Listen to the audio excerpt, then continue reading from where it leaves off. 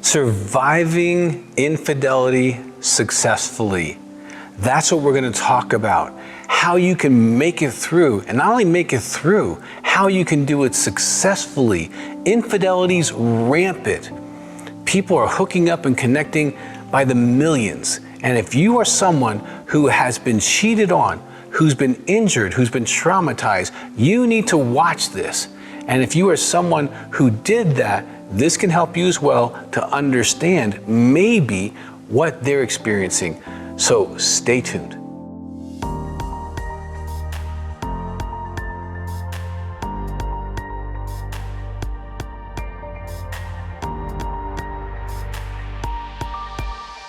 I'm Dr. Doug Weiss. I'm the Executive Director of Heart to Heart Counseling Center.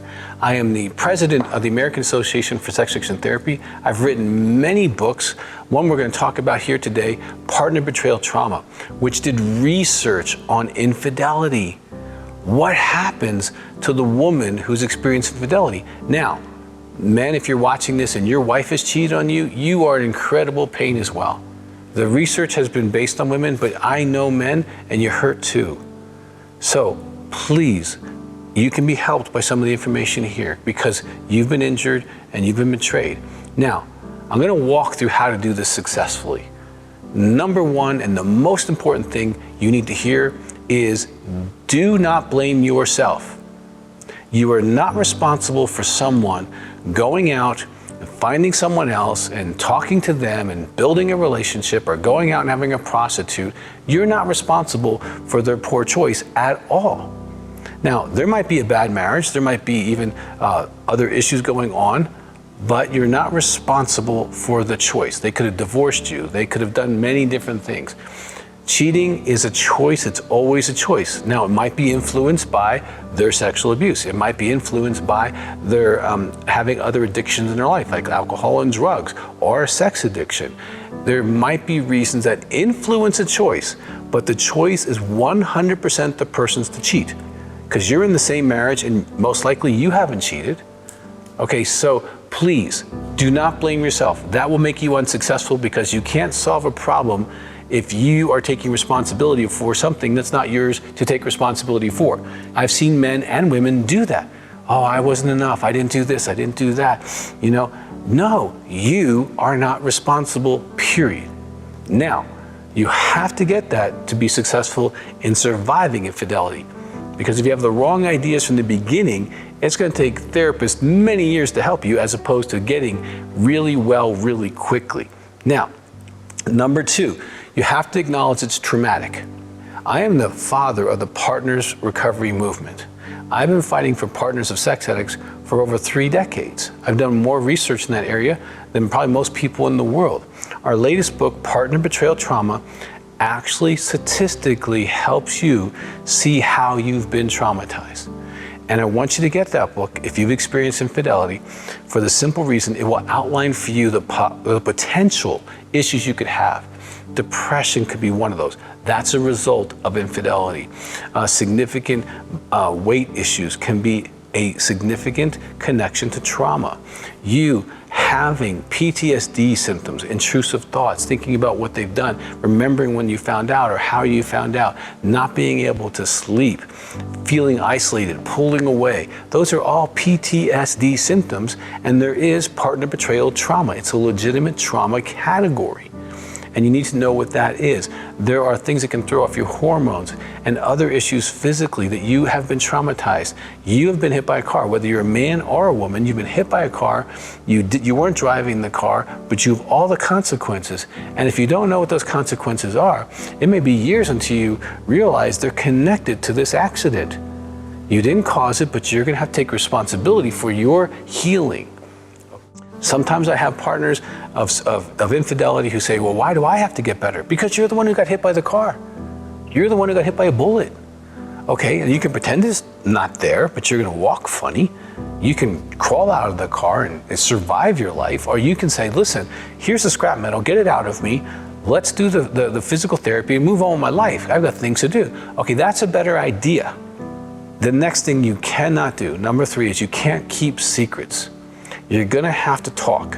Now, we have support groups for people who've experienced infidelity, We have a therapist you can call, my office, 719-278-3708, and you can talk to someone of the same gender who understands what you've been through and how to help you through it.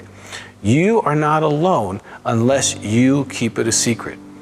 The secret thing you can't do. Now, I'm not talking about telling all your friends and family. Very cautious about that, okay? Because that can really end up hurting you. But you can talk to someone who knows how to help your situation, the car wreck you specifically have been in, okay? And maybe find out why some of that's there. Number 4, okay? You may have to deal with things in your own life that you haven't dealt with. When infidelity happens, it's a trauma. And if you already have trauma that you haven't dealt with, sexual abuse, rapes, abortions, other things that you've not been honest about, you have secrets yourself. You're gonna have to take time in this season to heal those. Otherwise, it's gonna be harder for you to navigate this. Okay, so you wanna make sure that you do this. Number 5, details. Now, in American culture, women and men tend to believe if I have all the information, I can control this from never happening again in my life. If I understand why I have a certain behavior, 1, 2, 3, I can stop at 1, 2, 3. Details for the affairee or in an altered state, they're not going to remember most of what they've done once they really get well. You, however, will remember every single word. You're not in an altered state when they tell you what hotel, what type of person this was, all of that kind of stuff. So be really careful about details. I would write what you want to know down, run it by someone who's objective, like a therapist who specializes in partner issues, then go through that with your spouse and maybe with a professional. Because some people push so hard for details and they get them, and then they never forget them, and they actually make it harder for them to recover. Because as soon as he or she says X, you never forget it. And you start comparing yourself, which doesn't make any sense because the only reason they cheated is because they could, and that person was willing. There's nothing special about that person, per se. Okay, they were willing to play the game that your spouse was playing. Now, it's gonna take you a while to heal. So next is self-care. You're gonna need to take care of yourself as if you were hit by a car. I'm talking practically. I want you to eat better. If you're doing lots of carbs and lots of sugar and lots of caffeine, I want you to slow that stuff down. I want you to take care and look at your intake. I want you to eat healthy foods because your body needs to heal and your soul needs to heal, okay? I want you to exercise. If you've never exercised, I don't care. I want you to exercise. Men and women who exercise after trauma do better than those that don't because you're reducing your stress level, your body's getting its activity, and you feel a little bit better about yourself. It improves your self-esteem. There's no loss in exercising. Now, if you're not getting touched in your marriage and you want healthy touch, a legitimate healthy massage, that can be really, really helpful for you as well, all right? If you're a woman, get your hormone panels done. Get your cortisol levels done. Get your thyroid done, because those are the 3 areas that you really can get impacted because it's a legitimate trauma. And if you're out of balance on any of those, get that taken care of. You definitely want to do that.